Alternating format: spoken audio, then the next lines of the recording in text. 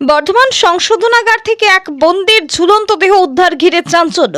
পুলিশের প্রাথমিক অনুমান আত্মহত্যা। পরিবারের দাবি তাকে পরিকল্পিতভাবে শ্বাসরোধ করে খুন করা হয়েছে।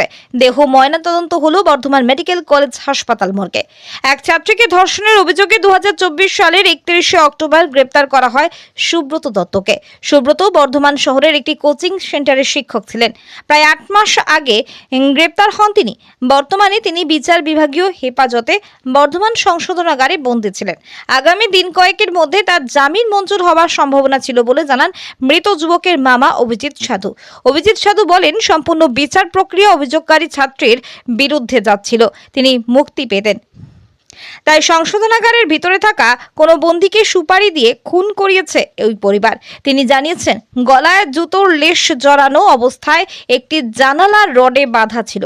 কোনোভাবেই দেহ ঝুলন্ত ছিল না এবং পা মাটিতে ঠেকে ছিল। গলার কাছে চামড়া উঠে গিয়েছিল।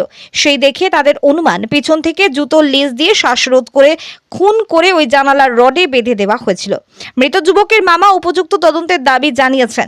পূর্ব বর্ধমান জেলার শহর বর্ধমানের পাড়াপুকুর এলাকায় একটি কোচিং সেন্টারের শিক্ষক ছিলেন সুব্রত দত্ত। একাদশ শ্রেণীর এক ছাত্রী তার বিরুদ্ধে ধর্ষণের অভিযোগ আনেন। অভিযোগের পরিপ্রেক্ষিতে বর্ধমান মহিলা থানার পুলিশ গ্রেপ্তার করে। শিক্ষক সুব্রত দত্তের বাড়ি বীরভূম জেলার সাঁইথিয়া থানা এলাকায়। তবে এদিন অন্যান্য অভিভাবকরা জানিয়েছেন ওই শিক্ষক অত্যন্ত ভালো মানুষ ছিলেন। তবে গোটা বিষয় নিয়ে পূর্ণাঙ্গ তদন্তের দাবি জানিয়ে আবেদন করবেন মৃতের পরিবার, এমনটাই তারা জানিয়েছেন। বর্ধমান থেকে নিরাপত্তা আমি জেলখানার ভিতরে গিয়ে দেখেছি বডিটা হচ্ছে মুখে দুখানা মোজা গোজা ছিল, দুটো মোজাকে মুখে গুঁজে জুতোর লেস দিয়ে যতদূর সম্ভব পিছন থেকে এত জোরে টেনেছে গলার চামড়া ছিঁড়ে গিয়েছে, অথচ মেঝেতে পা পড়ে আছে, পাটা ব্যান্ড হয়ে আছে। আমার মনে হয় ওকে কেউ মেরে দিয়েছে, পিছন থেকে জুতোর লেস দিয়ে টেনে মারা হয়েছে ওকে।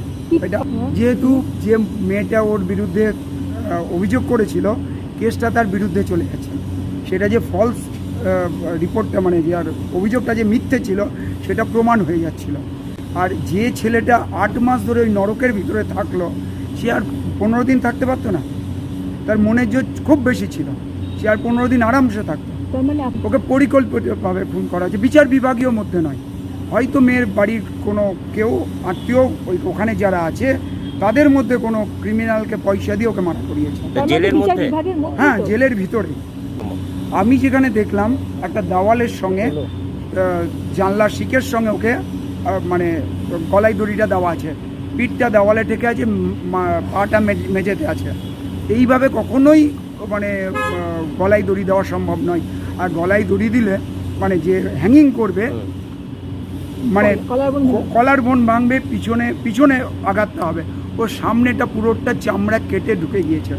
এবং সবথেকে বড় জিনিস যে পায়খানা পেচ্ছাপ বা সিমেন্ট যে বেরোয় এটা কিচ্ছু নেই।